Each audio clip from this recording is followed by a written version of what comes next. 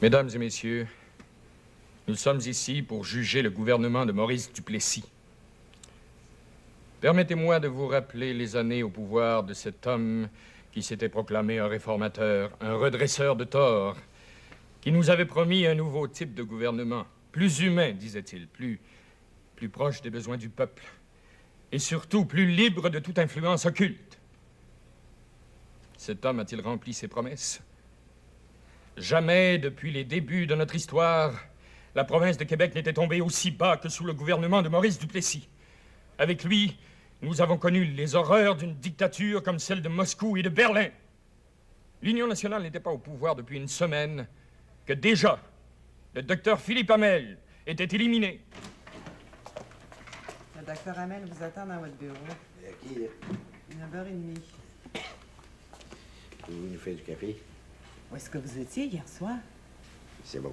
Comment ça, vous le savez pas? Je sais pas, je me souviens pas. Fais-tu longtemps qu'il attend? Une demi-heure. Ah,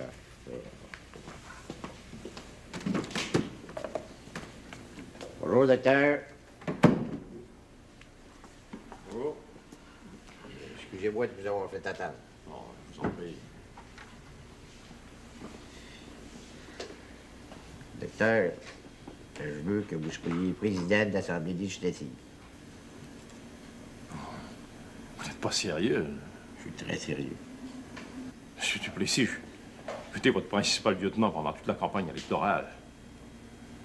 J'ai le droit d'avoir un ministère et je veux pouvoir commencer à réaliser les réformes pour lesquelles je me suis toujours battu, à commencer par la nationalisation de l'électricité. Ah, vous n'êtes pas tout seul, tous les députés sont comme vous. Commencez par la présidence de la Chambre, puis éventuellement, on verra. Mais monsieur Duplessis, ça fait 7 ans. Je me bats contre les compagnies internationales. Maintenant qu'on est au pouvoir, vous me demandez de me promener avec une robe et un bonnet, faire observer les règlements de la Chambre? C'est une tâche très importante, docteur. Monsieur Duplessis, je vous le répète pour la 100e fois. La nationalisation de l'électricité, c'est la clé de la libération de la province du Québec, notre seule ressource naturelle renouvelable. Commencez pas matin, j'ai mal à la tête, Bruno. Je vous offre la présidence de la Chambre, prenez-la, ça vous intéresse pas d'idée, c'est fini là. Monsieur Duplessis, la nationalisation de l'électricité, c'est là-dessus qu'on a été élu. J'ai pas dit que ça se fera pas. Mais les libéraux nous laissent avec une caisse complètement vide. Il faut savoir si on a les moyens de nationaliser, puis deuxièmement, par quelle compagnie qu'on commence. D'abord à moi, puis la Montreal Light. Puis justement, ces deux compagnies-là vendent de l'électricité aux États-Unis puis en Ontario. Il va falloir négocier avec ces gouvernements-là. C'est pas compliqué. Qu'est-ce qui vous dit que ces compagnies-là, ils laisseront pas les installations se détériorer pour demander le gros prix de l'expropriation? Il existe des méthodes comptables relativement simples qui permettent à un gouvernement de pouvoir vérifier si justement... Entrez! Ouais, café. Vous êtes trop bonne pour moi, mademoiselle.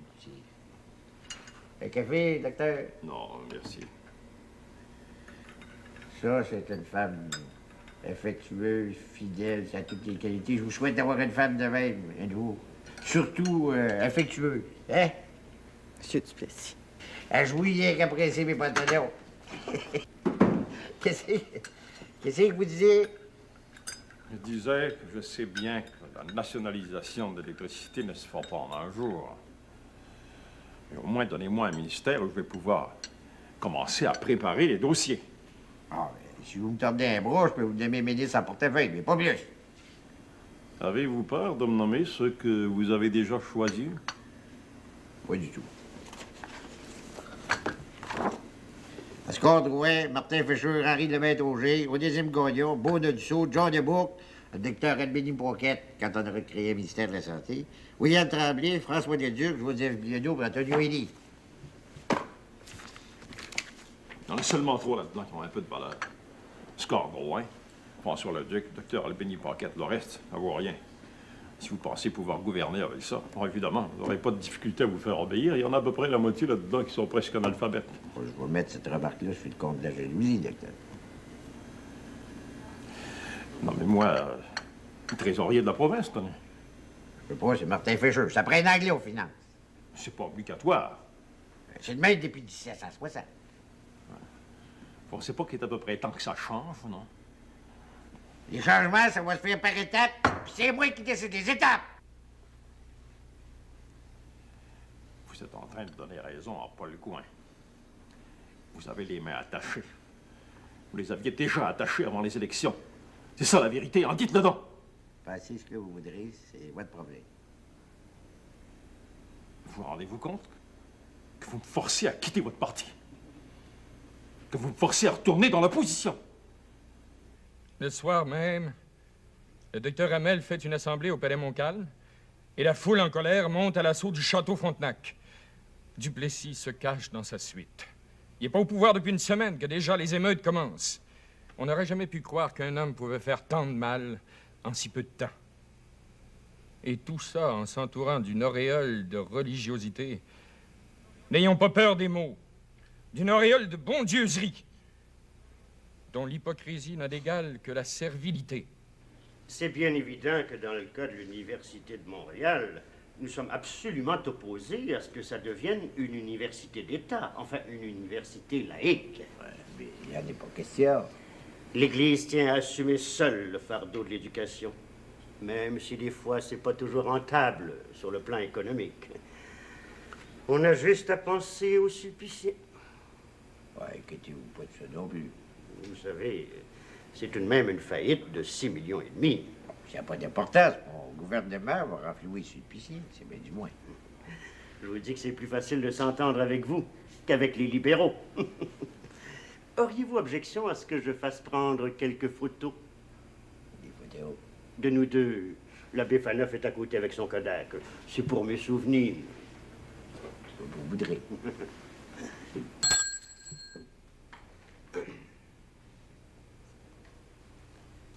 Vous pouvez dire à l'abbé Faneuf de venir. Vous savez que Tachereau est quasiment agnostique. Je vous dis que c'était pas drôle d'avoir un homme comme ça, premier ministre de la province.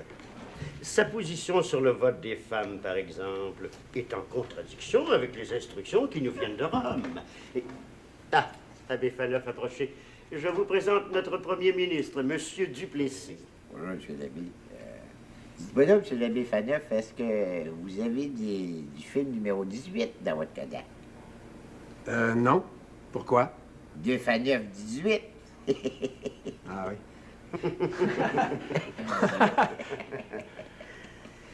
La position de Rome est claire. Il faut s'opposer au vote des femmes. J'ai toujours été contre le vote des femmes. Il faut combattre tout ce qui peut éloigner la femme, même en pensée, de sa famille, de ses enfants, de son mari. Et c'est d'autant plus essentiel que je ne sais pas si vous le savez, mais nos prêtres nous rapportent qu'à Montréal surtout, le nombre de femmes qui vivent en concubinage augmente dangereusement. Et quand je dis concubinage, je veux dire tout le reste, vous pensez bien. Et d'ailleurs, je me demandais si vous pourriez pas faire quelque chose pour empêcher ça. Enfin, du point de vue légal. Je ne sais pas, là. Celles qui ne sont pas dépendantes du gouvernement, on ne pourrait pas leur toucher. Le fédéral ne laisserait pas faire. Vous avez le droit de faire les lois que vous voulez à l'intérieur de la province. Oui, mais si on touche aux libertés individuelles, les lois peuvent être désavouées par Ottawa. D'autant plus, vous n'êtes pas sans savoir que c'est Ernest Lapointe qui est ministre de la Justice d'Ottawa, puis ça lui ferait plaisir à Maudit de me cogner ses doigts. Remarquez que c'est plus facile de changer des règlements que des lois. On pourrait toujours faire une réglementation qui dirait que toute aide gouvernementale, secours direct, est interdit aux femmes en concubinage, aux filles mères. Ça, on pourrait toujours faire ça. Oh, mais ça, ce serait merveilleux, ça. Ben,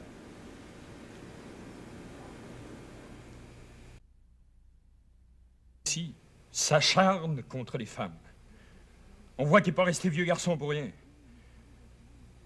Il enlève tout secours gouvernemental, non seulement aux filles mères et aux femmes en concubinage, mais en plus aux femmes dont le mari est parti chercher du travail au loin, à celles dont le mari est en prison ou dans un asile d'aliénés, à celles dont la séparation n'a pas été entérinée par un jugement de la cour, et à celles qui ne possèdent pas de carte d'identité ou dont la carte n'est pas signée par le mari. Par 3 fois, Les chômeuses de Montréal organisent des manifestations pour demander du pain. Oui, juste pour demander du pain. Eh bien, la troisième fois, la cavalerie de la police municipale matraque ces femmes sans défense. Prenez le sanatorium du Lac-Édouard, par exemple. Eh bien, moi, si j'étais vous, je confierais ça à des communautés religieuses. J'ai justement parlé de votre projet d'hôpital aux îles de la Madeleine à la supérieure des Sœurs Grises. Elle est prête à prendre ça en main. Vous allez un peu vite, non? L'hôpital n'est pas encore construit. Pensez aux avantages économiques. Pas de salaire à payer, pas de frais d'administration. Les sœurs s'occupent de tout. Vous savez que les communautés religieuses peuvent déjà compter sur une population qui vit, pour ainsi dire, à l'intérieur des communautés. Elles ont des orphelinats, des patronages, des couvents, des collèges, des instituts. Elles ont leurs gardes-malades, leurs infirmiers, leurs hommes d'entretien, leurs fermiers. Jamais il pourrait se former un syndicat là-dedans. Et même s'il s'en formait, ça négocie bien mal avec quelqu'un qui a fait le vœu de pauvreté. Entrez. Ah, je sens qu'on va se faire gâter. Oh, mais qu'est-ce que c'est que tout ça? Oh, des caréodates. Ils sortent du fourneau, ils sont encore chauds. Oh, vous n'êtes pas raisonnable. Vous savez bien que j'ai des problèmes de poids. Vous vous reprendrez pendant le carême. Vous êtes gâtés, vous. Pardon, ma sœur, est-ce que ça vous intéresserait pas de venir travailler au Château Frontenac? Oh non, je vous remercie. Tenez. Goûtez ça. C'est pour ça que si on ne peut pas éviter les syndicats, il faut essayer de favoriser les syndicats catholiques plutôt que les unions internationales. N'oubliez pas que tous les syndicats catholiques ont toujours un aumônier. Ils sont bons, hein? Ben bon. Ce que je vous propose, c'est un comité secret composé de prêtres et d'officiers de la police provinciale. Moi, je délèguerais l'abbé Raoul Cloutier, et vous, ça pourrait être, disons, le chef Lambert. Dans ce comité-là, tous les renseignements recueillis par nos prêtres en fonction dans la province pourraient être communiqués à la police provinciale, de la même façon que nous serions mis au courant des enquêtes de la police. Un peu de Porto? Une goutte, merci. Ah, c'est bien beau les prières dans nos écoles pour la victoire de Franco. Mais faisons-nous pas d'illusions. Dans la province de Québec, l'idéologie communiste est en train de gagner du terrain, rapidement. N'oubliez pas que depuis qu'Ernest Lapointe a aboli l'article 98, le communisme est légal au Canada. On peut corriger ça. J'espère que vous allez corriger ça. Vous rendez-vous compte que dans l'est de Montréal, l'université du prolétariat est remplie de monde tous les soirs? Tous les soirs, c'est plein d'agitateurs juifs, anglais, américains même, qui donnent ce qu'ils appellent des cours du soir à nos ouvriers. Vous ne pouvez pas laisser faire ça indéfiniment. Vous et moi, on a fait des études, on peut se défendre sur le plan intellectuel. On est vaccinés. C'est ça. Mais nos pauvres ouvriers qui savent à peine lire sont sans défense. Et quand ils vont être corrompus aux idées socialistes, ils vont s'éloigner aussi bien de l'Église que de l'Union nationale. Il est illégal pour toute personne qui possède ou occupe une maison dans la province de l'utiliser ou de permettre à une personne d'en faire usage pour propager le communisme ou le bolchevisme par quelque façon que ce soit. Article 4. Le procureur général, sur preuve satisfaisante d'une infraction à l'article 3, peut ordonner la fermeture de la maison pour toute fin quelconque pendant une période n'excédant pas 1 an. En somme, ça nous donne le droit de mettre le cadenas dans la porte. Le cadenas! Ici, vous avez des protestations, la Ligue des droits de l'homme, la Ligue pour la paix et la démocratie, le Civil Liberty Union. Ah, c'est bien important, ça. Ici, vous avez une série d'articles du Globe and Mail de Toronto sur le Parti national social chrétien de M. Arcan. Ils disent que le Québec est dominé par des fascistes cléricaux. Ensuite, un article du New York Times, Is Québec becoming a fascist state? Ils disent que vous êtes un fasciste. Le reste, ben, c'est toutes des protestations contre la loi. Des lettres, des télégrammes. Il doit en avoir à peu près 600, j'ai pas fini de les compter. Il y en a combien qui viennent de la province de Québec? Il n'y en a pas. À part les Canadiens anglais de Montréal. Le reste, c'est l'Ontario, l'Ouest, un petit peu des États-Unis. Ben oui, on serait ça quand vous aurez le temps.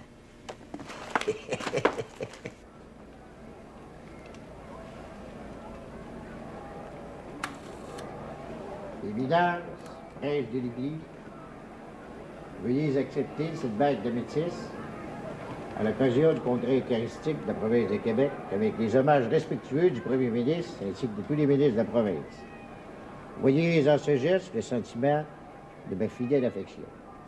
Je crois en Dieu et en la Sainte Église et en la religion catholique. Je reconnais dans cet anneau le symbole de l'union de l'autorité religieuse et de l'autorité civile. Après s'être assuré du secours de la religion, il tourne sa rage contre la classe ouvrière. Il fait passer les billes 19 et 20, interdisant le principe de l'atelier fermé, la base même de l'organisation syndicale. Il passe la loi du salaire raisonnable pour substituer la volonté de l'État au processus de négociation.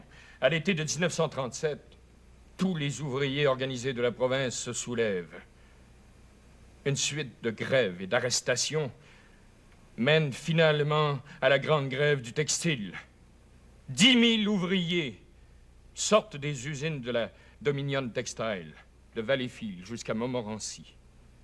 Jamais on n'avait vu dans la province un pareil soulèvement unanime de la classe ouvrière contre un gouvernement. Duplessis est pris à partie en plein oratoire Saint-Joseph.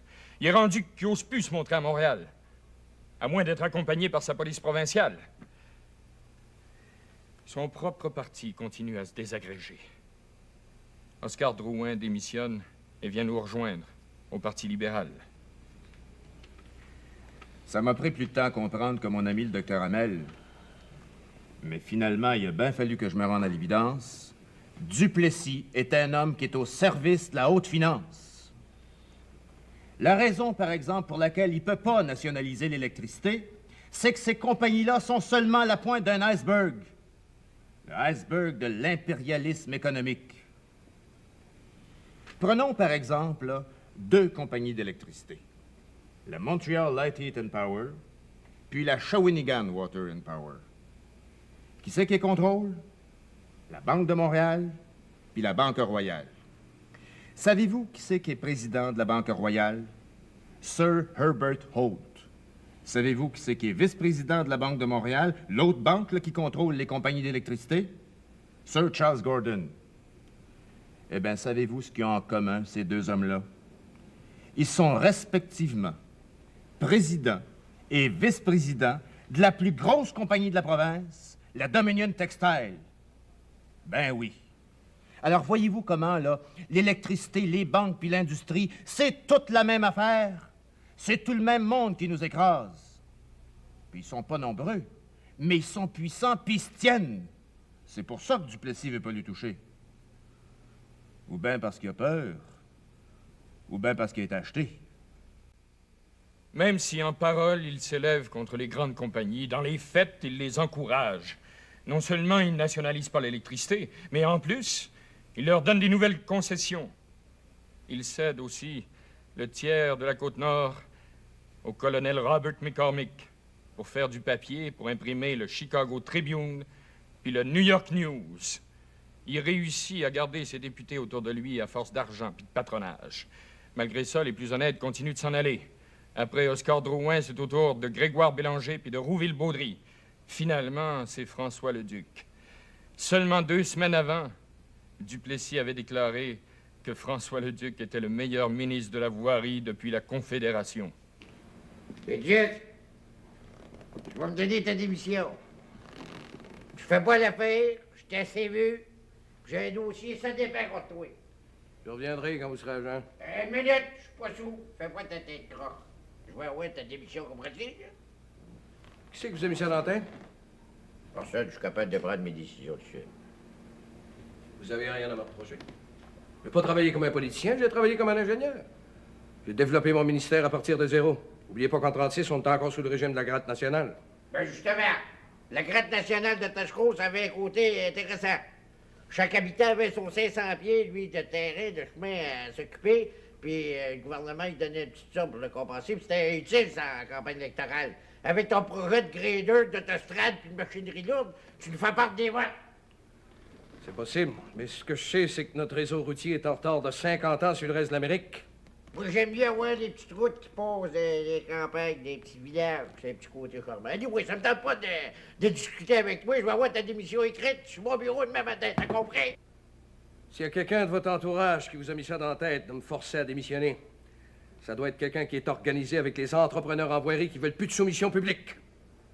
Je lui ai dit, j'ai pas besoin de personne pour prendre mes décisions, j'ai pris de sel. Je vous crois pas. Vous êtes peut-être ivrogne, mais vous êtes pas fou.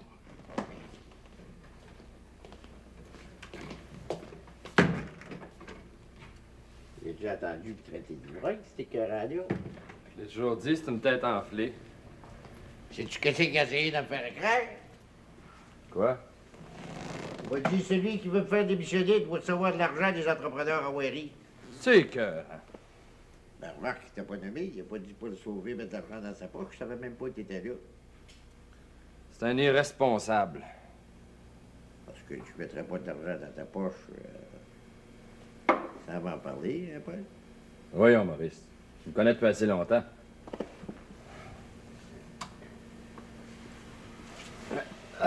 Tu remplis?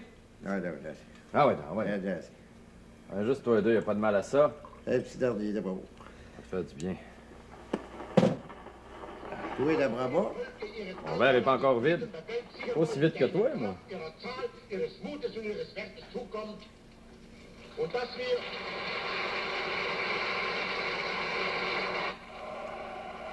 L'Allemagne et l'Italie sont assez forts pour assurer la paix. Et rien ne pourra retenir ces deux pays. Il est fou, ce maudit-là. Les Allemands sont tous de même, c'est tous des maniaques. Nous ne nous laisserons pas menacer par... Entrez! Ah, ben, Maudit! Maurice, je voulais te faire rencontrer M. Gérald Martineau. Enchanté. Mais c'est pas le sauver, M. Gérald Martineau. Êtes-vous le même Martineau qui est un expert en bourse? Ah, il te le dira pas, mais il est millionnaire. Il s'est mis riche avec les actions des magasins Zellers. C'est rare en maudit, millionnaire canadien français, monsieur. Vous aussi, vous écoutez le discours d'Hitler? Qu'est-ce que vous pensez de tout ça? Je pense qu'on va être en guerre avant longtemps. Puis la bataille de la conscription va recommencer. Comment 17, tu penses? Puis, ça ne me surprendrait pas qu'on ait une guerre mondiale. Tu vois ce qui se passe en Chine, là? Ils sont tout le monde déployés dans l'engrenage, puis ils peuvent pas s'en sortir. Ça va être bien dur, ça va être bien long. C'est pour ça que je pense qu'on va pogner tout le monde les culottes baissées en déclarant des élections juste au moment de la déclaration de la guerre. Parfait, ça. C'est une bonne idée. Les libéraux penseront jamais à ça. Qu'est-ce que t'en penses, toi, Jody? Moi, je connais pas tellement ça. Moi, il me semble que j'attendrais. Il me semble qu'on manque un petit peu d'organisation. Voyons donc. On a gagné en 36 avec cette organisation-là. On va revenir encore plus fort. Je connais rien là-dedans. Nous ne voulons pas la guerre.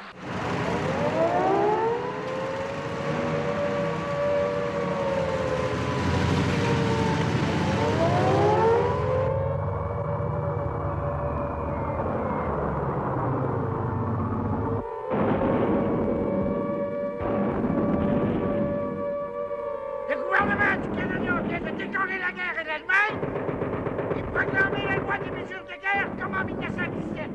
Eh bien, cette loi-là donne des pouvoirs dictatoriaux au premier ministre du Canada, Mackenzie King. Ben, c'est la raison pour laquelle j'ai déclenché les élections générales pour le 25 octobre prochain. Je veux recevoir de vous autres un mandat clair.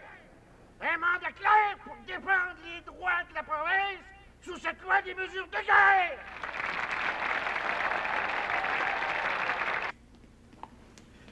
Pour vous dire la vérité, M. Lapointe, je suis un peu mal à l'aise. Duplessis déclenche les élections, puis vous me faites venir ici, à Ottawa, le lendemain. Il m'a déjà accusé d'être l'homme de Pâques de Tachereau. Là, je risque de passer pour l'homme de Pâques d'Ottawa. Ça n'a plus d'importance, ça, maintenant. Le pays est en guerre. L'élection à Québec va être une élection nationale. C'est pour ça que c'est essentiel que tu viennes rencontrer tout le monde ici à Ottawa. J'en ai parlé à M. King, il est parfaitement d'accord. Qu'est-ce que vous voulez dire, une élection nationale? Duplessis va essayer de faire sa campagne contre Ottawa, contre la participation à la guerre. C'est là qu'il ne faut pas le laisser prendre les devants. Tout le monde dans la province est contre la conscription. Ça, M. Lapointe, j'aime autant vous le dire tout de suite. Mais je le sais, ça. C'est pour ça qu'on va commencer par dire qu'un vote pour Duplessis, c'est un vote pour la conscription. Je vous suis pas, là. C'est Duplessis qui dit qu'il est contre la conscription. Mais ça fait rien, ça. Ce qui compte dans une campagne électorale, c'est l'offensive. Tu commences par attaquer, puis t'amènes ton adversaire sur ton terrain. On va y lancer la conscription en pleine face, puis on va le regarder se dépêtrer avec tout ça. C'est encore jeune, Duplessis. Ben, des petits trucs qu'il connaît pas encore. Mais à part de faire des discours, là, je vois pas comment vous pourriez nuire tellement à l'Union nationale. L'Union nationale, c'est un parti politique. Les partis politiques ont besoin d'argent. Le budget de l'Union nationale vient des compagnies qui font affaire dans le Québec. Quasiment toutes ces compagnies-là ont des contrats de guerre avec le fédéral. On va les contacter une par une. On va leur dire qu'une seule scène donnée à l'Union nationale, ça veut dire plus un seul contrat de guerre avec Ottawa.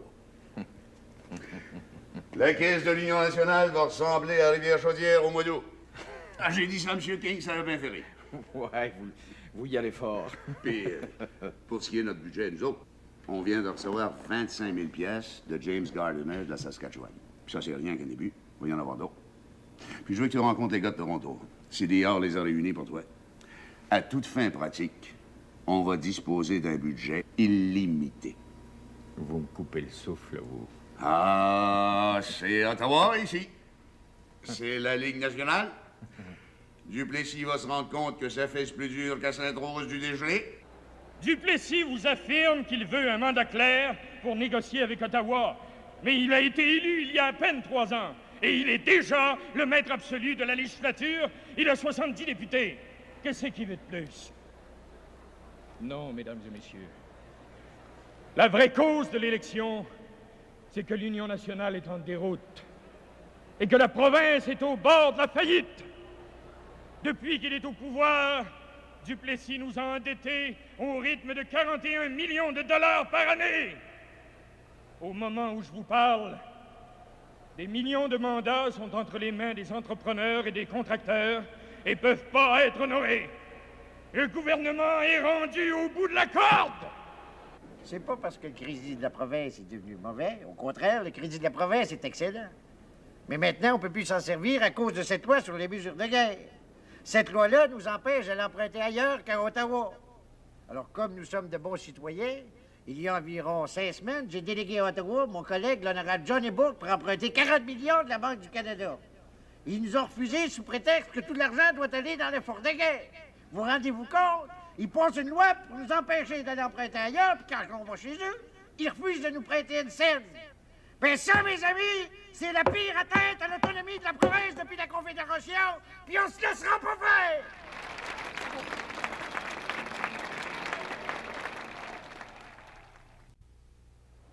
Un homme qui fait faillite, il la perd, son autonomie. Moi, l'autonomie en laquelle je crois, c'est l'autonomie financière. Une autonomie rentable. On ne peut pas demander à Ottawa de financer un régime en faillite. Mais puisque c'est Ottawa qui est attaqué, je pense qu'il est juste que ce soit Ottawa qui se défende. Et je crois bien que le gouvernement fédéral ne peut pas avoir de meilleur avocat que celui que vous êtes venu entendre ici ce soir. Le meilleur politicien canadien-français depuis Sir Wilfrid Laurier, le défenseur de nos droits, le ministre fédéral de la Justice, l'honorable Ernest Lapointe.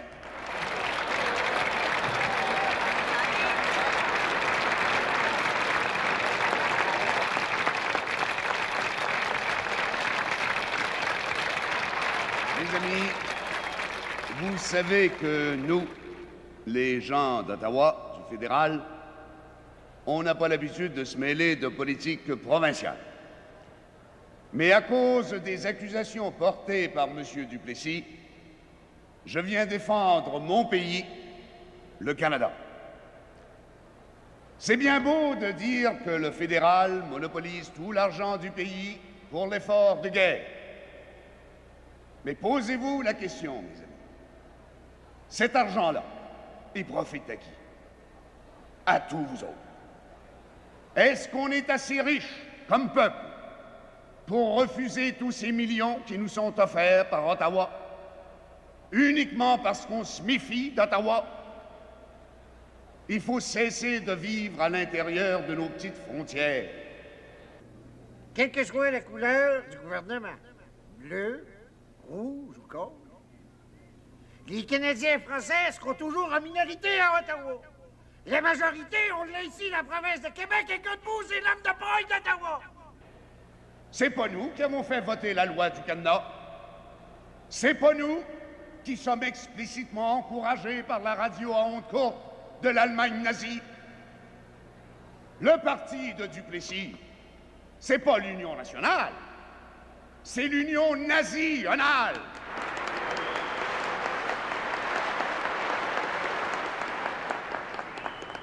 Vous savez, je pense que c'est pas une coïncidence si Duplessis est né le même jour de la même année qu'Adolf Hitler.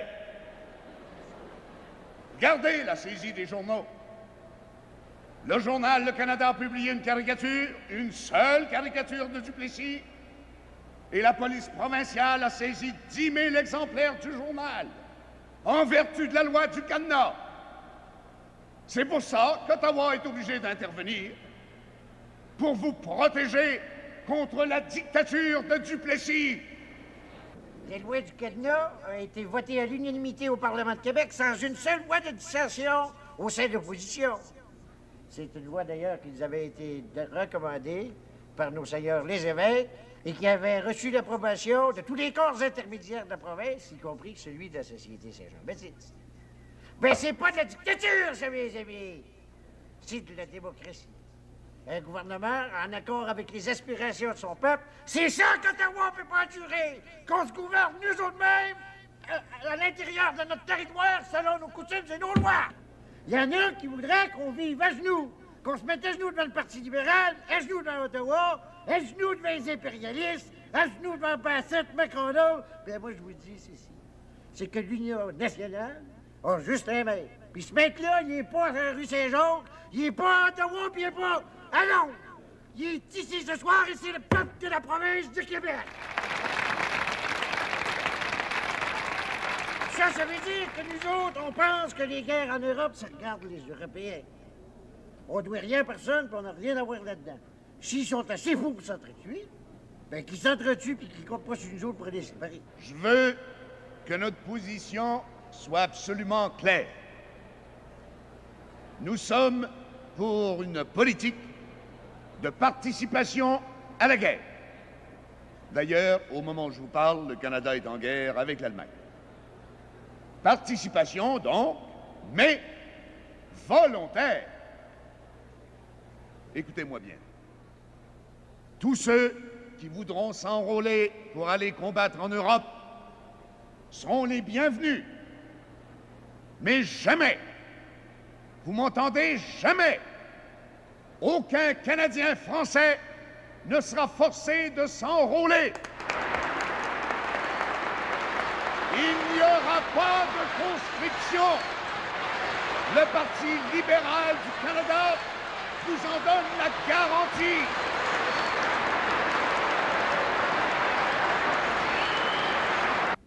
Laissez-vous pas tromper. Il y a 2 ans, la Pointe était contre toute forme de participation à toute guerre.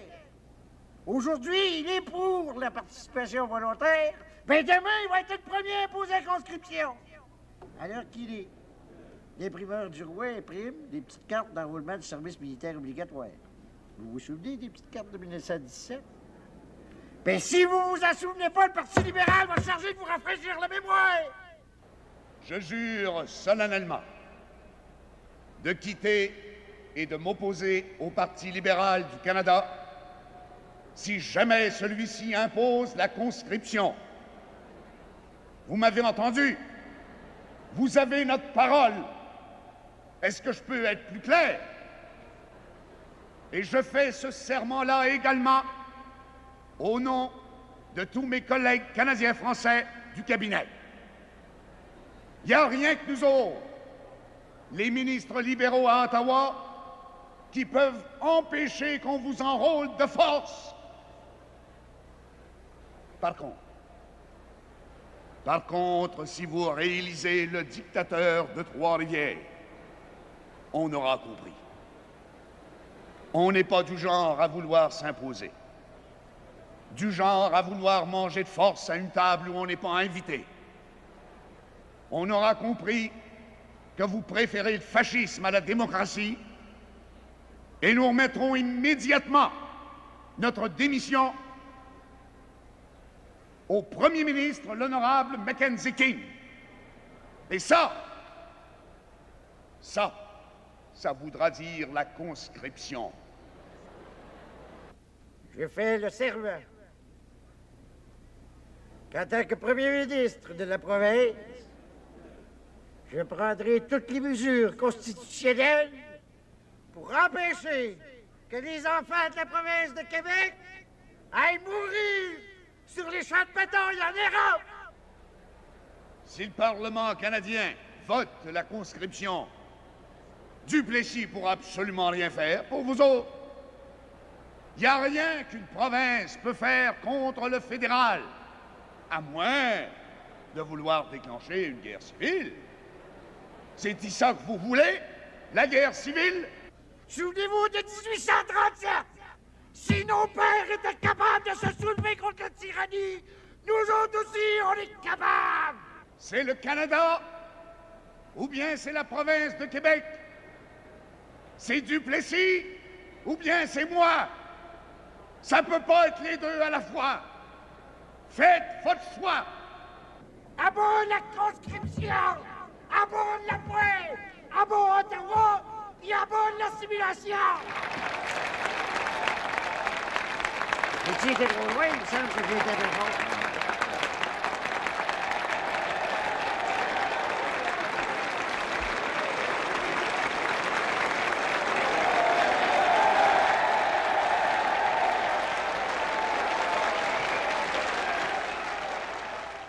Dans Sherbrooke, un pôle sur 65. Bourque, Union nationale. L'honorable John Bourque, 55. Maurice Gingles, libéral, 37. Dans Saint-Jacques, un pôle sur 84. Auger, Union nationale, 27. Dubé, communiste, 35. Toupin, libéral, 35. Dans Trois-Rivières, l'honorable M. Duplessis, Union nationale, 137. Pitt, libéral, 61. On est bon. Dans Saint-Louis, maintenant, 5 pôles sur 108. Fitch, Union nationale, 78. Maurice Hart, libéral, 227. Ça, c'est par Dans Sherbrooke, 4 pôles sur 65. La lutte est très serrée. John Bourque, Union nationale, 268. Maurice Gingles, libéral, 272. Et maudit. Dans Ouais, Sainte-Marie, c'est chaud. Camillien, C'est pas supposé être chaud, même pas dans Sherbrooke. Mathieu, ouvrier, 4. Rochefort, Union nationale, 43. Trépanier, libéral, 58. Dans Notre-Dame-de-Grâce, Almond, Union nationale, 19. Matthewson, libéral, 289. Dans Westmount-Saint-Georges, 5 pôles sur 73. Hyde, libéral, 321. Petrie, Union nationale, 25. Maudit Et maintenant, un instant, les communiqués m'arrivent de toutes parts. Ah oui, dans Outremont. Dans Outremont, 7 pôles sur 82. Henri Gou, libéral, 491. Oscar Gagnon, Union nationale, 133. Dans Jacques Cartier, Carignan, Union nationale, 254. Kirkland, libéral, 503. Dans Deux-Montagnes, Jean Rochon, libéral, 196. Paul Sauvé, 228. Dans Papineau, 11 pôles sur 70. Lapierre, libéral, 557. Roméo Lorrain, Union nationale, 641. Lui aussi. Dans Frontenac, maintenant, Gagnon, libéral, On va pas, 362. Patrice Tardif, Union nationale, 286. Voici maintenant une annonce de la presse canadienne. À 7 heures exactement, soit 1 heure à peine après la fermeture des pôles, l'honorable Maurice Duplessis est réélu dans son comté de Trois-Rivières. Bravo, mon félicitations, mon frère. D'autres résultats partiels. Dans Lévis, 23 pôles sur 53. Franqueur libéral, 1850. La Rochelle, Union nationale, 1107. Dans Saint-Sauveur, 24 pôles sur 51. Hamel, libéral, 2322. Pouliot, Union nationale, 1470. Dans Laval maintenant, 53 Paul sur 111. François Leduc, libéral, 3460. Barrière, Union nationale, 2205. Le Duc mène donc par 1200 voix. On sait qu'il faisait autrefois partie de l'Union nationale et qu'il a quitté ce parti à la suite de dissensions avec M. Duplessis. Il semble que ses électeurs lui donnent raison puisqu'ils sont en train de le réélire. Bon, voici maintenant la position des partis à 7h15. Élus, Union nationale 1, libéraux 1. En avance, Union nationale 7, libéraux 30. Dans Gatineau, 11 Oui, voix Maurice, sur 50. bec tout de bonheur. Auger, Union Les nationale 577. Nadon, libéral 849. Dans Yamaska, l'honorable Antonio Elie, Union nationale 388. Morissette, libéral 39. Ça, c'est pour 13 Paul sur 39. Dans Sherbrooke, maintenant, la lutte est toujours extrêmement chaude, avec 25 Paul maintenant sur 65. Laissez-moi d'autres choses. Allez écouter la radio en bas, il y a une radio sous. 1545. Écoutez, Libéral 1526. Dans Québec-Est, maintenant, les premiers résultats qui arrivent. On sait que c'est un comté clé. C'est le comté de l'honorable Oscar Drouin, qui, lui aussi, a quitté l'Union nationale après avoir été un des fondateurs de l'Action libérale nationale. Il s'est maintenant joint au Parti libéral pour s'opposer à son ancien chef, M. Duplessis. Il semble donc que ses électeurs l'approuvent, lui aussi, puisqu'il a déjà une avance de 700 voix, avec 41 Paul sur 71 de compilés. Chris! Blasphémez pas. Chris de calvaire! Blasphémez pas. Layton indépendant, 994, Pétry, Union nationale, 256. À 7h20 ce soir, voici la position des partis selon la presse canadienne. Élus, Union nationale 2, libéraux 1. En avance, Union nationale 10, libéraux 40. Ou du trace de Canadiens français. Reste départ! Vous n'avez pas été bien sérieux depuis les derniers 3 ans. Faut aller voir pour avec ça. Mackenzie King, il parle au fantôme de sa mère les soirs de pleine lune. Il s'est fait construire des ruines dans sa cour. Et puis ça l'empêche pas d'être premier ministre du Canada, même s'il est fou attaché. Vous haïssez pas le gin non plus. Puis, Churchill boit 40 onces de scotch tous les jours. Rendu à 5 heures le soir, il est sous mort. Vous êtes couché tard bien souvent. Ces choses-là finissent par se savoir. Roosevelt, il couche avec sa secrétaire, quand c'est pas avec des actrices de Hollywood puis de New York. Faites pas de médisance, là. C'est pas de la médisance, sa femme, elle le sait.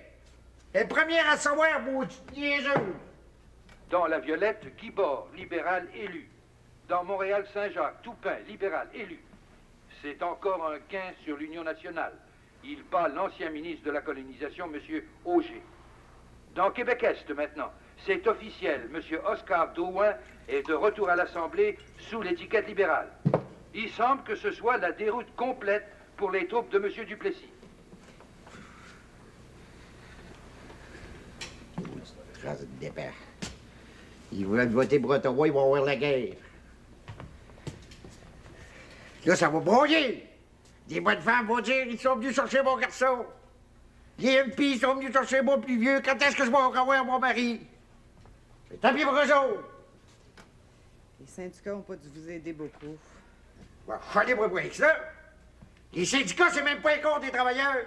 On peut se poser cette maudite trace-là. Ils sont du monde du fédéral. Mais Mackenzie King a commencé sa carrière comme briseur de grève des mines du Colorado, des mines de John D. Rockefeller. Ils sont brillants, les maudits syndicats. La presse canadienne annonce également la victoire de François Leduc dans Laval. Par contre, dans Yamaska, la victoire de l'honorable Antonio Elie paraît assurée. Oh, il semble maintenant que nous soyons prêts à nous transporter par la magie des ondes au domicile de M. Adélard Godbout, le nouveau premier ministre de la province de Québec. Êtes-vous prêts, Québec? C'est la fête ici à Québec chez M. Godbout, où se retrouve tout l'état-major libéral, aussi bien fédéral que provincial. Alors j'aperçois l'honorable Ernest Lapointe, l'honorable Chubby Power, M. J.A. Lesage, et voici même M. Alexandre Taschereau, l'ancien premier ministre. Monsieur Taschereau? Monsieur Taschereau, quels sont vos commentaires? Eh bien, la belle victoire de ce soir prouve que je ne m'étais pas trompé en choisissant M. Godbout. Et je suis convaincu que la province va le garder longtemps, aussi longtemps qu'elle m'a gardé moi. Prévoyez-vous la disparition de l'Union nationale à plus ou moins brève échéance? Je pense bien que oui. Je pense que le cauchemar est terminé. Je crois que le règne du Duplessis n'aura été finalement qu'un intermède assez pénible et dégradant de notre histoire. Espérons qu'on va oublier au plus tôt les discours grotesques, les scènes de beuverie, les empoignades grossières, qui auront été la marque du commerce du régime. La province mérite mieux que cela. Merci beaucoup, M. Taschereau. Je vous en prie. Alors, je vais maintenant poser quelques questions à M. Oscar Drouin. M. Drouin? Bonsoir. Bonsoir, M. Drouin. M. Drouin, quel effet est-ce que ça vous fait d'avoir été gagnant en 36 et d'être de nouveau gagnant ce soir, mais pour deux partis différents? Eh bien, ça prouve que je sais me placer les pieds, monsieur. Non, sérieusement, là, ce qui s'est passé, c'est qu'on était tout un groupe à avoir fait confiance à Duplessis en 36, puis cet homme-là nous a complètement trahis. Si vous faites le bilan ce soir de son administration, tout ce qui reste, c'est le Crédit agricole. C'est tout. C'est pas beaucoup en 3 ans, ça. Surtout si vous regardez tout ce qu'il a fait de mal. Nous autres, on n'avait pas le choix. Il fallait qu'on l'abandonne. M. Godbout, par contre, est un homme très honnête et très sincère. Radio-Canada fait demander si vous consentez bien à donner une interview. Quelque chose de bien Merci beaucoup. Jamais. Ils ont boycotté pendant toute la campagne qui mange de la barre. Pour la déclaration officielle du nouveau premier ministre de la province de Québec.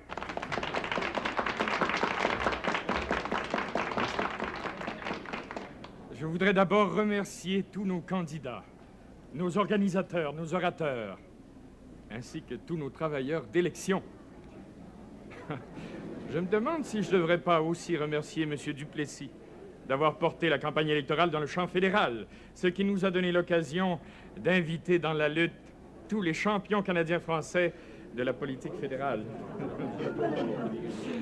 Et ce qui a permis à l'électorat de la province de leur donner, en même temps qu'à nous-mêmes, un magnifique témoignage de confiance.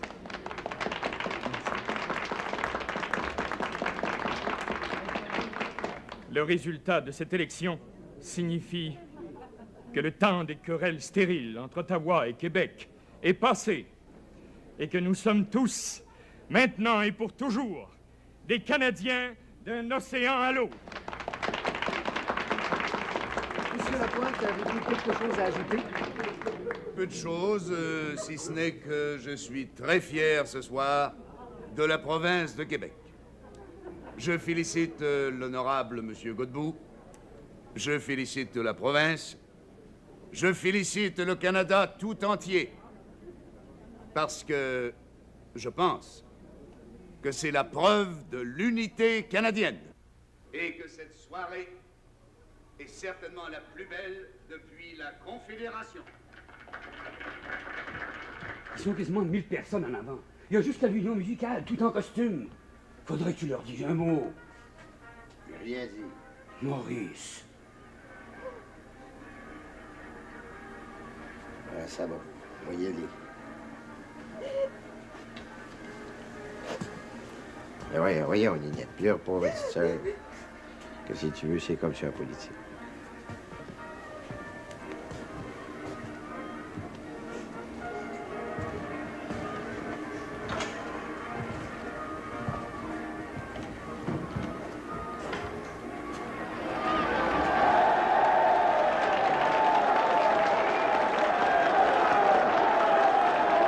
Mesdames, Messieurs, je vous remercie d'être venus en si grand nombre. Vous savez que de tous les titres, celui que j'ai toujours préféré, c'est celui de député de Trois-Rivières. Trois-Rivières, merci. Trois-Rivières est la ville de la reconnaissance et je m'en souviendrai. Je n'oublierai jamais le témoignage que vous m'apportez ici ce soir. Merci, mes amis.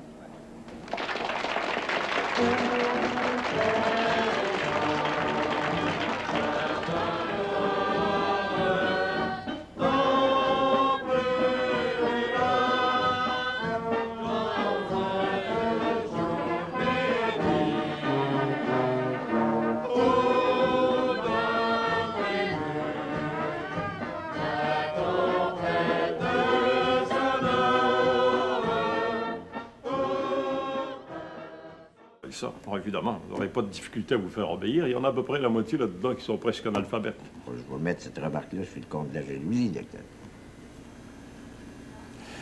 Non, mais moi, trésorier de la province, Tony. Je sais pas, c'est Martin Fischer. Ça prend un anglais aux finances. C'est pas obligatoire. C'est le même depuis 1760. Vous pensez pas qu'il est à peu près temps que ça change, non?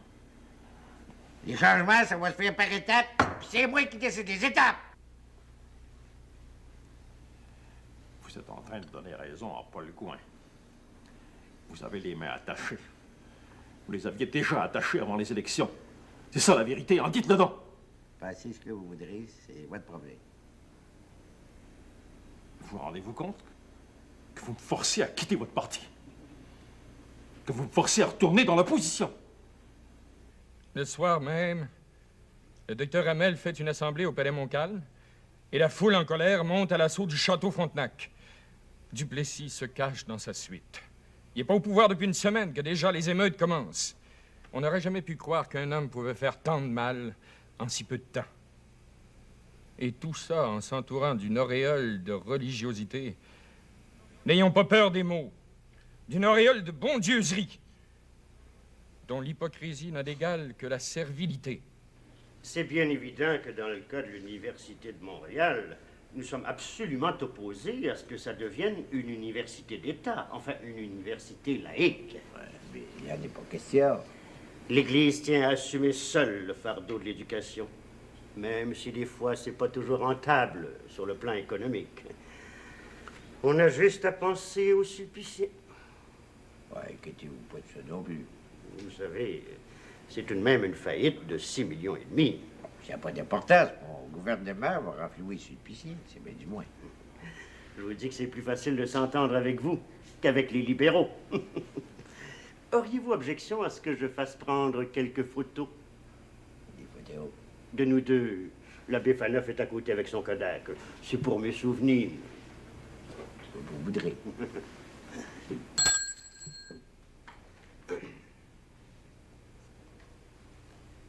Vous pouvez dire à l'abbé Faneuf de venir. Vous savez que Tachereau est quasiment agnostique. Je vous dis que c'était pas drôle d'avoir un homme comme ça, premier ministre de la province. Sa position sur le vote des femmes, par exemple, est en contradiction avec les instructions qui nous viennent de Rome. Et... Ah, abbé Faneuf, approchez. Je vous présente notre premier ministre, M. Duplessis. Bonjour, M. l'abbé. Dites-moi donc, M. l'abbé Faneuf, est-ce que vous avez du film numéro 18 dans votre Kodak? Non. Pourquoi? De Faneuf 18. Ah oui.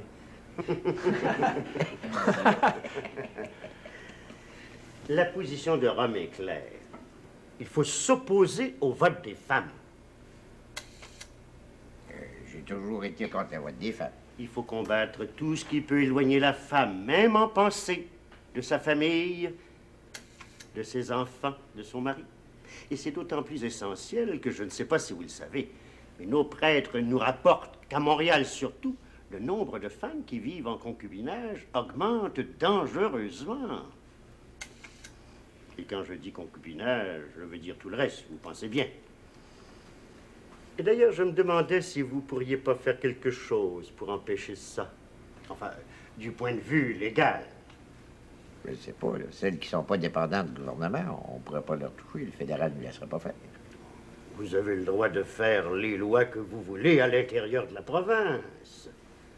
Oui, mais si on touche aux libertés individuelles, les lois peuvent être désavouées par Ottawa.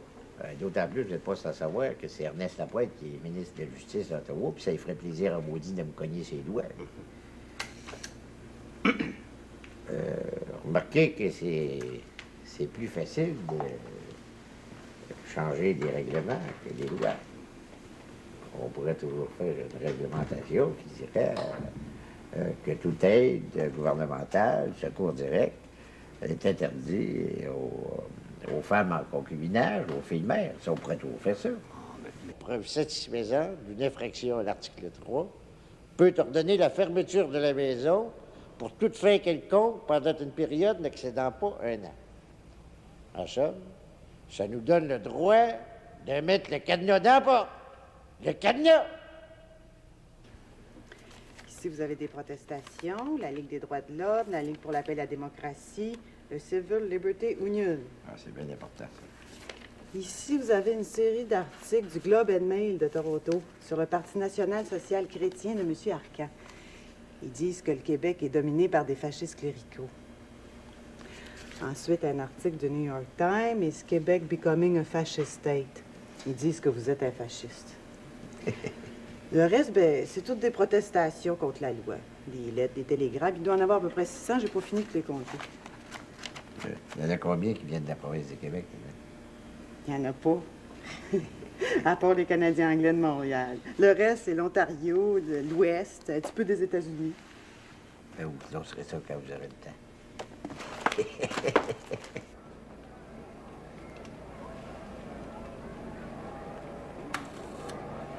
Évidence, prêche de l'Église, veuillez accepter cette bague de métis à l'occasion du congrès eucharistique de la province de Québec avec les hommages respectueux du premier ministre ainsi que de tous les ministres de la province.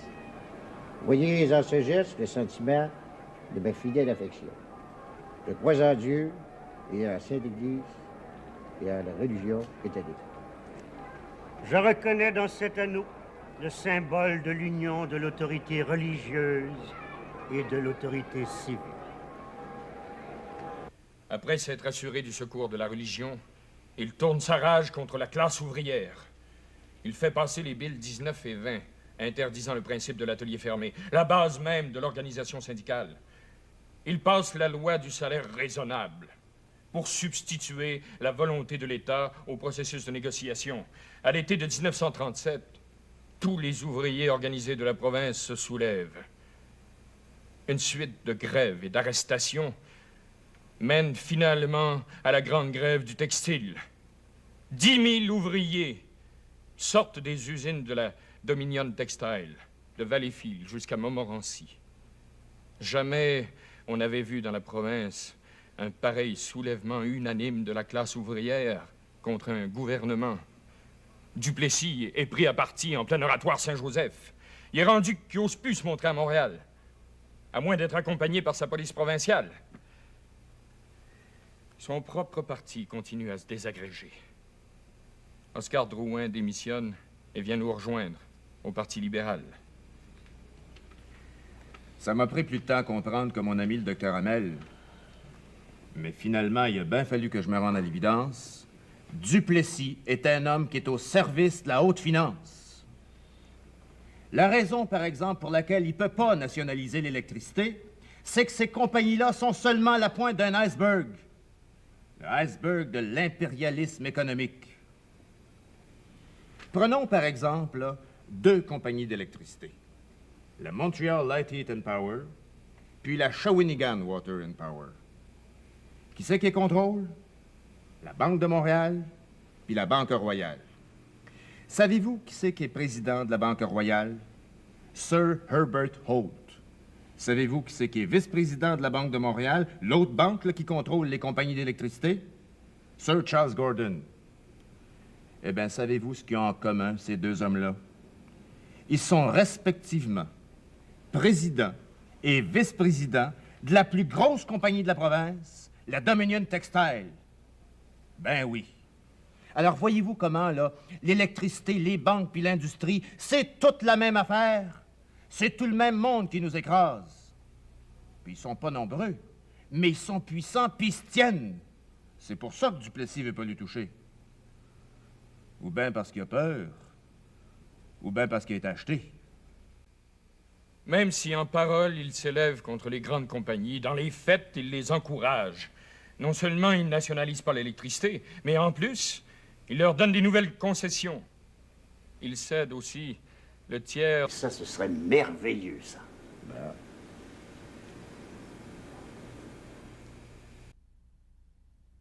Ici, s'acharne contre les femmes. On voit qu'il n'est pas resté vieux garçon pour rien. Il enlève tout secours gouvernemental, non seulement aux filles mères et aux femmes en concubinage, mais en plus aux femmes dont le mari est parti chercher du travail au loin, à celles dont le mari est en prison ou dans un asile d'aliénés, à celles dont la séparation n'a pas été entérinée par un jugement de la cour, et à celles qui ne possèdent pas de carte d'identité, ou dont la carte n'est pas signée par le mari.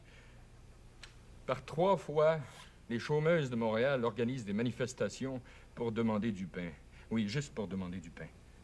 Eh bien, la 3e fois, la cavalerie de la police municipale matraque ces femmes sans défense. Prenez le sanatorium du Lac-Édouard, par exemple. Eh bien, moi, si j'étais vous, je confierais ça à des communautés religieuses. J'ai justement parlé de votre projet d'hôpital aux îles de la Madeleine à la supérieure des Sœurs Grises. Elle est prête à prendre ça en main. Vous allez un peu vite, non? L'hôpital n'est pas encore construit. Pensez aux avantages économiques. Pas de salaire à payer, pas de frais d'administration. Les sœurs s'occupent de tout. Vous savez que les communautés religieuses peuvent déjà compter sur une population qui vit, pour ainsi dire, à l'intérieur des communautés. Elles ont des orphelinats, des patronages, des couvents, des collèges, des instituts. Elles ont leurs gardes-malades, leurs infirmiers, leurs hommes d'entretien, leurs fermiers.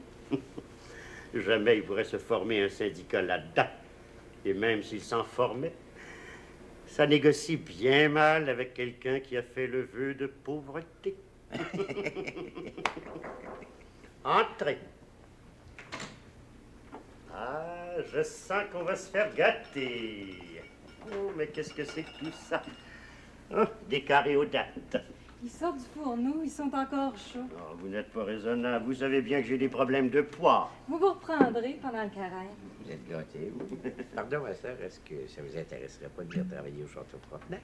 Oh non, je vous remercie. Tenez. Goûtez ça. C'est pour ça que si on ne peut pas éviter les syndicats, il faut essayer de favoriser les syndicats catholiques plutôt que les unions internationales. N'oubliez pas que tous les syndicats catholiques ont toujours un aumônier. Ils sont bons, hein? Ben bon. Ce que je vous propose, c'est un comité secret composé de prêtres et d'officiers de la police provinciale. Moi, je délèguerais l'abbé Raoul Cloutier, et vous, ça pourrait être, disons, le chef Lambert. Dans ce comité-là, tous les renseignements recueillis par nos prêtres en fonction dans la province pourraient être communiqués à la police provinciale, de la même façon que nous serions mis au courant des enquêtes de la police. Un peu de Porto? Une goutte, merci. Ah, c'est bien beau les prières dans nos écoles pour la victoire de Franco. Mais faisons-nous pas d'illusions. Dans la province de Québec, l'idéologie communiste est en train de gagner du terrain, rapidement. N'oubliez pas que depuis qu'Ernest Lapointe a aboli l'article 98, le communisme est légal au Canada. On peut corriger ça. J'espère que vous allez corriger ça. Vous rendez-vous compte que dans l'Est de Montréal, l'université du prolétariat est remplie de monde tous les soirs? Tous les soirs, c'est plein d'agitateurs juifs, anglais, américains même, qui donnent ce qu'ils appellent des cours du soir à nos ouvriers. Vous ne pouvez pas laisser faire ça indéfiniment. Vous et moi, on a fait des études, on peut se défendre sur le plan intellectuel. On est vaccinés. C'est ça. Mais nos pauvres ouvriers qui savent à peine lire sont sans défense. Et quand ils vont être corrompus aux idées socialistes, ils vont s'éloigner aussi bien de l'Église que de l'Union nationale. Il est illégal pour toute personne qui possède ou occupe une maison dans la province de l'utiliser ou de permettre à une personne d'en faire usage pour propager le communisme ou le bolchevisme par quelque façon que ce soit. Article 4. Le procureur général... De la Côte-Nord au colonel Robert McCormick pour faire du papier, pour imprimer le Chicago Tribune puis le New York News. Il réussit à garder ses députés autour de lui à force d'argent puis de patronage. Malgré ça, les plus honnêtes continuent de s'en aller. Après Oscar Drouin, c'est au tour de Grégoire Bélanger puis de Rouville-Baudry. Finalement, c'est François Leduc. Seulement 2 semaines avant, Duplessis avait déclaré que François Leduc était le meilleur ministre de la Voirie depuis la Confédération. Leduc, tu vas me donner ta démission. Je fais pas l'affaire, je t'ai assez vu, j'ai un dossier, ça dépend contre toi. Je reviendrai quand vous serez agent. Une minute, je suis pas sous, fais pas ta tête croche. Je vais avoir ta démission comme pratique. Qui c'est que vous avez mis ça dans la tête? Personne, je suis capable de prendre mes décisions tout seul. Vous avez rien à me reprocher. Je n'ai pas travaillé comme un politicien, j'ai travaillé comme un ingénieur. J'ai développé mon ministère à partir de zéro. N'oubliez pas qu'en 36, on était encore sous le régime de la gratte nationale. Ben justement, la gratte nationale de Tachereau, ça avait un côté intéressant. Chaque habitant avait son 500 pieds, lui, de terrain, de chemin à s'occuper, puis le gouvernement, il donnait une petite somme pour le compenser, puis c'était utile, ça, en campagne électorale. Avec ton projet de grader, d'autostrade, puis de machinerie lourde, tu nous fais part des votes. C'est possible, mais ce que je sais, c'est que notre réseau routier est en retard de 50 ans sur le reste de l'Amérique. Moi, j'aime mieux avoir des petites routes qui passent des campagnes, des petits villages, c'est un petit côté charmant. Oui, ça me tente pas de discuter avec toi, je vais avoir ta démission écrite sur mon bureau demain matin, t'as compris? S'il y a quelqu'un de votre entourage qui vous a mis ça dans la tête de me forcer à démissionner, ça doit être quelqu'un qui est organisé avec les entrepreneurs en voirie qui veulent plus de soumission publique. Je lui ai dit, j'ai pas besoin de personne pour prendre mes décisions, j'ai pris de seul. Je vous crois pas. Vous êtes peut-être ivrogne, mais vous êtes pas fou.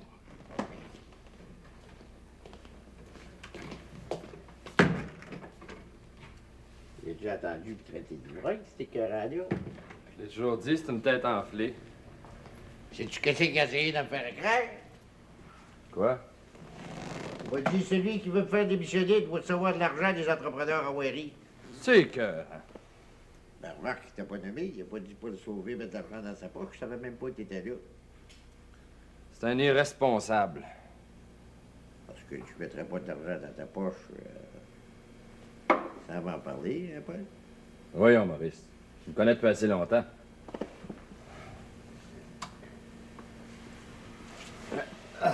Tu remplis? Non, non, là, Ah ouais, non, ouais. là, là, Ouais, juste toi et deux, y a pas de mal à ça. un petit dernier de bravo. Ça te fait du bien. Toi, de bravo? Mon verre est pas encore vide. Pas aussi vite que toi, moi.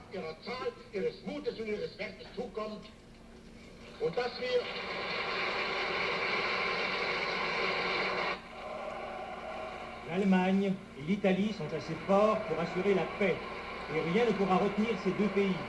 Il est fou, ce maudit-là. Les Allemands sont tous de même, c'est tous des maniaques. Nous ne nous laisserons pas menacer par... Entrez! Ah, ben, Claudie! Maurice, je voulais te faire rencontrer M. Gérald Martineau. Enchanté. Mais c'est pas le sauver, M. Gérald Martineau. Êtes-vous le même Martineau qui est un expert en bourse? Ah, il te le dira pas, mais il est millionnaire. Il s'est mis riche avec les actions des magasins Zellers. Ah, ben C'est rare en maudit, millionnaire canadien français, monsieur. Vous aussi, vous écoutez le discours d'Hitler? Qu'est-ce que vous pensez de tout ça? Je pense qu'on va être en guerre avant longtemps. Puis la bataille de la conscription va recommencer. Comment 17, tu penses? Puis, ça ne me surprendrait pas qu'on ait une guerre mondiale. Tu vois ce qui se passe en Chine, là? Ils sont tout le monde déployés dans l'engrenage, puis ils peuvent pas s'en sortir. Ça va être bien dur, ça va être bien long. C'est pour ça que je pense qu'on va pogner tout le monde des culottes baissées en déclarant des élections juste au moment de la déclaration de la guerre. Parfait, ça. C'est une bonne idée. Les libéraux penseront jamais à ça. Qu'est-ce que t'en penses, toi, Jody? Moi, je connais pas tellement ça. Moi, il me semble que j'attendrais. Il me semble qu'on manque un petit peu d'organisation. Voyons donc.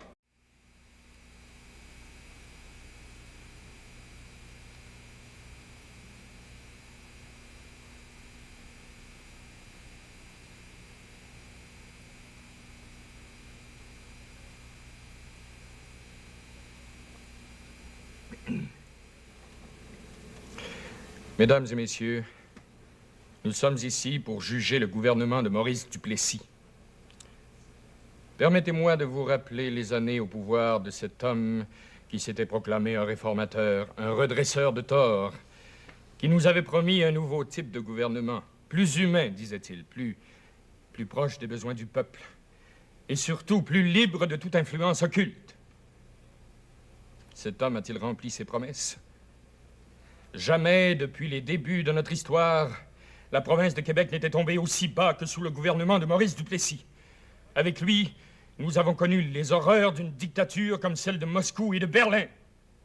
l'Union nationale n'était pas au pouvoir depuis une semaine, que déjà, le docteur Philippe Hamel était éliminé. Le docteur Hamel vous attend dans votre bureau. Qui, là? 9h30. Vous nous faites du café? Où est-ce que vous étiez hier soir? C'est bon. Comment ça, vous ne savez pas? Je sais pas, je me souviens pas. Fait-tu longtemps qu'il attend? Une demi-heure. Ah,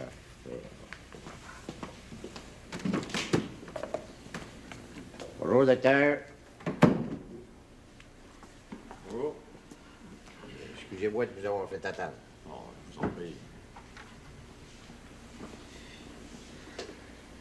Docteur, je veux que vous soyez président de l'Assemblée législative. Vous n'êtes pas sérieux? Je suis très sérieux. Monsieur Duplessis, j'étais votre principal lieutenant pendant toute la campagne électorale. J'ai le droit d'avoir un ministère et je vais pouvoir commencer à réaliser les réformes pour lesquelles je me suis toujours battu, à commencer par la nationalisation de l'électricité. Ah, vous n'êtes pas tout seul, tous les députés sont comme vous. Commencez par la présidence de la Chambre, puis éventuellement, on verra. Mais monsieur Duplessis, ça fait 7 ans. Je n'aime pas compter compagnie internationale. Maintenant qu'on est au pouvoir, vous me demandez de me promener avec une robe et un bonnet, faire observer les règlements de la Chambre? C'est une tâche très importante, docteur. Monsieur Duplessis, je vous le répète pour la 100e fois. La nationalisation de l'électricité, c'est la clé de la libération de la province du Québec, notre seule ressource naturelle renouvelable. Commencez pas matin, j'ai mal à la tête, Bruno. Je vous offre la présidence de la Chambre, prenez-la, ça vous intéresse pas d'utiliser, c'est fini là. Monsieur Duplessis, la nationalisation de l'électricité, c'est là-dessus qu'on a été élu. J'ai pas dit que ça se fera pas. Mais les libéraux nous laissent avec une caisse complètement vide. Il faut savoir si on a les moyens de nationaliser, puis deuxièmement, par quelle compagnie qu'on commence. La Beauharnois puis la Montreal Light. Puis justement, ces deux compagnies-là vendent de l'électricité aux États-Unis puis en Ontario. Il va falloir négocier avec ces gouvernements-là. C'est pas compliqué. Qu'est-ce qui vous dit que ces compagnies-là, ils laisseront pas les installations se détériorer pour demander le gros prix à l'expropriation? Il existe des méthodes comptables relativement simples qui permettent à un gouvernement de pouvoir vérifier si justement... Entrez! Ouais, café. Vous êtes trop bonne pour moi, ma petite. Un café, docteur? Non, merci. Ça, c'est une femme affectueuse, fidèle, ça a toutes les qualités. Je vous souhaite d'avoir une femme de même, un de vous. Surtout affectueuse. Hein? Monsieur Duplessis. Elle jouit rien qu'à presser mes pantalons. Qu'est-ce que vous disiez? Je disais que je sais bien que la nationalisation de l'électricité ne se fera pas en un jour. Mais au moins, donnez-moi un ministère où je vais pouvoir commencer à préparer les dossiers. Ah, mais si vous me tordez un bras, je peux vous nommer ministre en portefeuille, mais pas plus. Avez-vous peur de me nommer ceux que vous avez déjà choisis? Pas du tout. Oscar Drouin, Martin Fischer, Henri Lemaitre-Auger, Onésime Gagnon, Beaune Dussault, John Debourque, le docteur Albéni Poquette, quand on aurait créé le ministère de la Santé, William Tremblay, François Leduc, Joseph Bienot et Antonio Elie. Il y en a seulement 3 là-dedans qui ont un peu de valeur. Oscar Drouin, François Leduc, docteur Albéni Poquette, le reste, ça vaut rien. Si vous pensez pouvoir gouverner